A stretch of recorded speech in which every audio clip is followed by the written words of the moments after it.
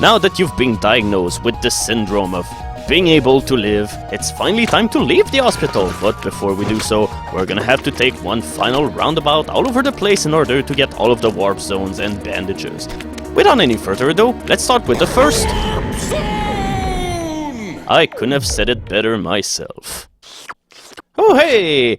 Meat Boy is not the only dysfunctional character into the game after all. We now have a foot fetishist lesbian who's doing a terrible Batman impersonation. And who dreams up of boots as well. Come on, there were not boots there earlier. Dear damsel in distress, will you want to be rescued by this gal? I rest my case.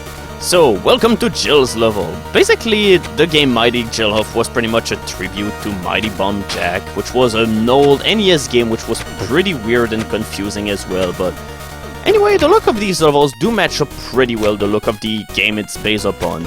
And yeah, just like into the game, and also Mighty Bomb Jack, the main power of your quote-unquote heroine is to glide. Whenever you hit the jump button, whenever you're in the air, you slowly glide, just like that. Which makes it pretty handy to get into places, as well as collecting bandages and meeting with Elvis himself. Hey, that's a wrong music. Jill may be a slower character than Meat Boy, however, in some levels you can go a whole lot faster. She handles pretty well in overhaul. Her speed is not too bad. I mean, she's slower than Meat Boy, but she's still pretty respectable in that aspect. We're gonna see some examples of where Jill can be useful later. Now get that falling key! And before you wonder, it's always the same kind of warp zones that you'll see in every single world. There are two warp zones which are either 8-bit or 4-bit levels. There's one warp zone which is dedicated to Game Boy levels, and finally a warp zone where you unlock a brand new character. And like I already said, the warp zones which take place into the Game Boy realm, or whatever it is called, are by far my least favorite of the entire lot. Mainly because those levels usually feel way too basic. They're really small because they're always kept onto one screen, although this level can be slightly more tricky because you need some pretty good timing here. But in overall, I just think that they're the poorest showing that the game has to offer in terms of warp zone levels. Alright, time to unlock the final warp zone of the light world. We're gonna figure out the mysteries of our greatest foe, Wall! The new sequel of It's Raining Men, entitled It's Raining Meat. At least, this is what I'm assuming. This cannot be like accidental red rain that we have here. It has to be meat. So, welcome to the level which probably looks the most like an hospital into a warp zone, even though, well, it's more an hospital of swarmy red blob which are dispersed all over the place, and unfortunately whenever you're into this place you cannot do anything other than wait, because the way is unfortunately blocked by all of the red blobs and there's absolutely no way you can dodge them at this day and time. Unlike this level, which you could do everything all at the same time. I really like the look of this warp zone though, I gotta say, this is probably one of the neatest looking warp zones of the entire world. And those jumps are certainly getting a whole lot narrower. Hello, can I replace Captain Viridian? Now, as for this warp zone, it's possible to get to it if you do a precise wall jump from this very small block that you saw at the bottom of the screen, but it's a whole lot easier to simply jump from the top of the screen because, well, there's no way for you to die here. Although this warp zone will have many ways to kill you. I swear that for some reason I had so much trouble beating this warp zone whenever I first got to it. I really don't know why, because as you can see there's not a whole lot of intimidating obstacles here, and yeah, in order to get this bandage it's a whole lot easier to do it when all of the blocks are out of the way. I don't know, maybe it was because you had to jump on one tiny block, and yet this once again requires some pretty good timing because it's a whole lot harder than it looks. Alright, will we finally meet a level which will spell my doom for once? I don't know, let us see. Because, yeah, this level is unfortunately the easiest one of the entire bunch. However, you can die whenever you put your heart and soul into it a whole lot. Yeah, it really takes a whole lot of care in order to die by jumping into a projectile which was going down as you're going down yourself. Alright, we're finally done with this little harmless detour, but yeah, it's not the time to die again by going off the bottom of the screen. So, let's go into the negative warp zone. Usually, you'll want to pick a level where you can see Bandage Girl ahead of time so that if you can see that she's not glitching, you can die. But yeah, whenever she's glitching, all odds are off. It's now time to beat this level and enter the horribleness. Welcome to Austria, the boy. Yeah, I think I've got the name right, but yeah, essentially when you're going into the negative warp zone, you can do so on any level into the world, and you can do this whether on the dark world or the light world. There's no, oh, you have to play an absolutely hard level in order to get in. As for this warp zone, for a long time this was the hardest warp zone of the entire game to me, because some of the jumps that you have to do are incredibly treacherous. This part is easy whenever you take it slow. I mean, there's no rush, you just have to wait here until all of the saw blades are out of the way, but yeah, this is where the trouble begins. Not only this is an incredibly narrow jump, but if you overshoot only slightly, you'll just end up crashing into the blood and die horribly. And also there are those fan ascensions, which can be treacherous. Especially here, yeah, I was just about to die here. Most people who get here for the first time will always die against the spikes. And just in case it wasn't enough, you can also just verge onto the right too much at the very beginning, and well, you just die against the blood once again. So we're done with all of this, but it's time to finally collect all of the bandages.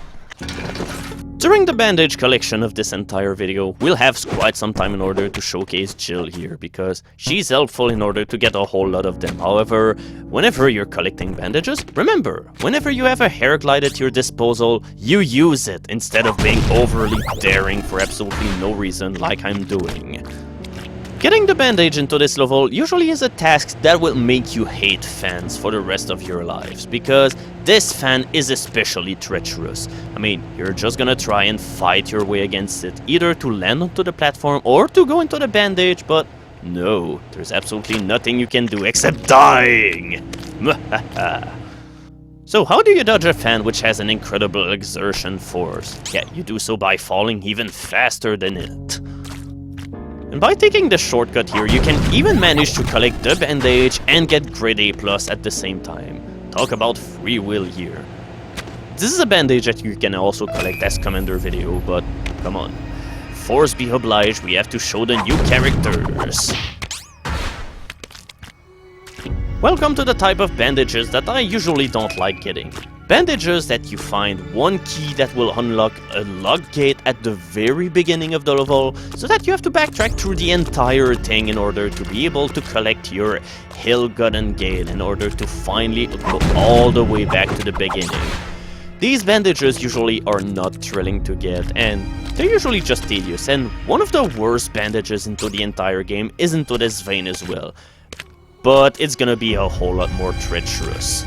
But thankfully the other bandage that we have to get afterwards is a whole lot easier, as you've just noticed. Once again, it's in the way, but this, however, is a pretty crappy bandage, because it's overly cryptic. Not only there's no apparent way to get into the way, but yeah, how you do that? Yeah, you have to guess that after 20 seconds the laser turn out, and then finally you have to guess that you have to go into this route in order to go through the invisible wall that go all the way to the bandage, so in conclusion, not really cool. So yeah, instead of making you go through overly cryptic stuff, here's a bandage for you, which is simply hidden out of the way of the level. A much more manageable bandage. And now, super happy fun glitch time. If you collect a bandage and then get an entryway into the glitch world, not only you don't get the bandage, but the glitch world is inaccessible as well, because even though it appears into the map screen, it's all grayed out and there's no way to walk to it and retry it. So how do you get back to the warp zone? Well, you just have to mess around the level again until Bandage Girl glitches out, and finally you can gain your entryway permanently, because once that you've unlocked a warp zone, Bandage Girl will stop glitching out into this world. So that's that. Here's another bandage which can be really treacherous because of fans, case in point. Yeah, that's usually the kind of bad stories that you get with fans. But once again, you just have to do a good drop at a decent speed in order to be able to get it. As for this bandage, providing that you don't have too much trouble jumping on really narrow blocks, this is really a giveaway once again. And if you're fast enough, you can usually get this bandage and get grade A+ at the same time, once again. Yeah, when I'm talking about Jill really being helpful in order to jump on those incredibly narrow blocks, well, we've got proof positive right here. This bandage here can only be found whenever you finish the entire level because, yeah, it appears all the way here. It's slightly daring to go all the way down here, but yeah, thankfully getting out of here is not as hard as it sounds. Here's a bandage which is pretty easy to spot, but the wall jump that you have to do can be pretty difficult when you're not used to the game yet. But with some practice, this is usually a bandage that you'll have no trouble getting at all. I said without having trouble! Curse you, you game! Time for the final bandage, and it's really tricky when you're not used to wall jumping, because otherwise you just end up dying to the laser, unless you do a last second save like that. So we unlock this guy with 30 bandages, and what does he do?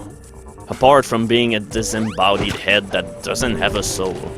Well, he can sort of double jump, he can do this spin into the air, which allows you to get a really good upward momentum whenever you're riding on saws like that. But whenever he's falling down, this move really doesn't have much appeal at all, because it doesn't really save you from any situation. And because of his really slow speed, obstacles like this can unfortunately be really tricky to deal with. Right, come on. No, don't renounce your will to live! You have so much to do! But yeah, whenever I'll finally manage to make my way down here, you'll also see another one of his powers. Yeah, he can double jump. Well, not double jump, but whenever he's falling and you're trying to jump up, you'll be able to do some leap into the air, which is something that you'll want to do in order to collect some other bandages. But at 40 bandages, you get this guy as well. You get the 8-bit Super Meat Boy Riskin. He's really not different from your garden variety Meat Boy, only though he has different sounds, he has a different look, but he handles pretty much the same. So essentially, if you want a low-tech Meat Boy running around, this is the character for you. And with that said and done, we're finally done with the hospital. Stay tuned for our next stop in our journey. The place where meat and people who are made out of meat will want to stay away from at all costs. The Salt Factory!